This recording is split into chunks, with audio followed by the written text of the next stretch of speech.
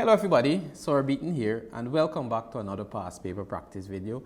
In this video I will be tackling some transformation geometry multiple choice type questions. So let's get straight into the first one. So this question says, the transformation which will map triangle PQR onto P prime Q prime R prime is, so we're talking about this here being mapped onto this. We want to know which transformation will map this onto this. So, of course, we see the object is not in the same orientation as how it is. It did not increase or decrease in size, so we definitely know enlargement is out. And we know it's not a translation because we see they change the orientation of the shape. It changes a bit, so we definitely know it's not a translation. So it's between A and B. So let's see. Let's see the first one, a rotation of 180 degrees about the origin. So we know 180 degrees, that is easy to get. So let's draw a line from R, the point R, straight to the origin. And then let's rotate this line here, 180 degrees. So we know 180 degrees rotation will be all the way up to here. So, and this will come out to R. So indeed, we see it's a 180 degrees rotation.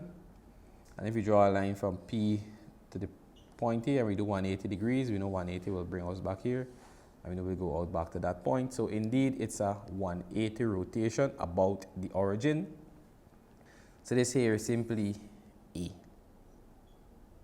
So the next question says, another diagram, it says in the diagram triangle ABC is mapped on the triangle A prime B prime C prime where O is the center of enlargement. So what is the scale of the enlargement? So there are two ways in which we can find the scale. And the easiest way to do it, or the easier way, or the easiest way of the many ways. Let's look at the point. Let's look at the line AC. So we see AC has a measurement of 2 units. So AC is equal to 2 units. Let's look at A prime C prime. A prime C prime has a measurement of 4 units. So we can see that the image AC was doubled. So that means it has this shape has a scale factor of 2 because it was doubled. So that is D2. As easy as that. Another way in which we can do it, we can draw a line from the origin to any point C. So we see from 0 to C 2 units.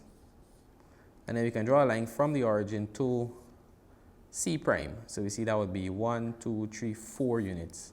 And once again, we see from 2 units to 4 units, so it doubled. So the answer is a scale factor of 2.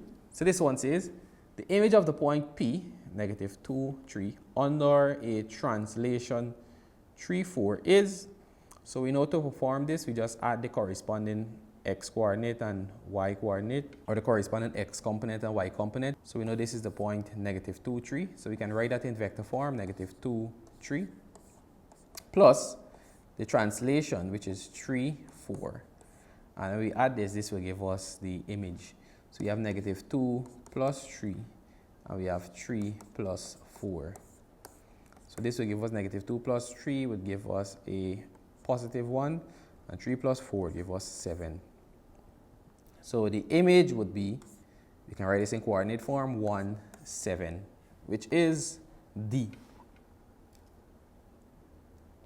And the next one says, in the diagram above, the line CD is the image of AB after, so they want to know CD, what happens to AB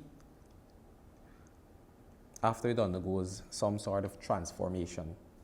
So we see you have the line here, and we have the image here.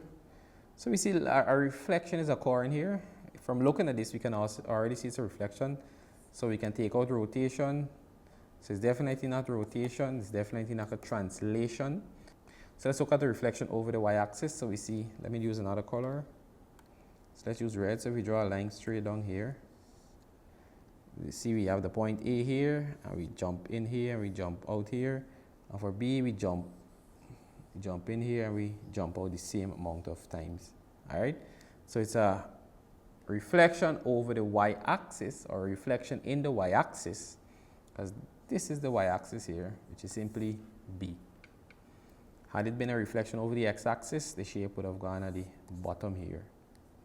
And with that, this has brought me to the end of this video in which I tackled some multiple choice type questions on transformation, and I looked at some concepts in transformation.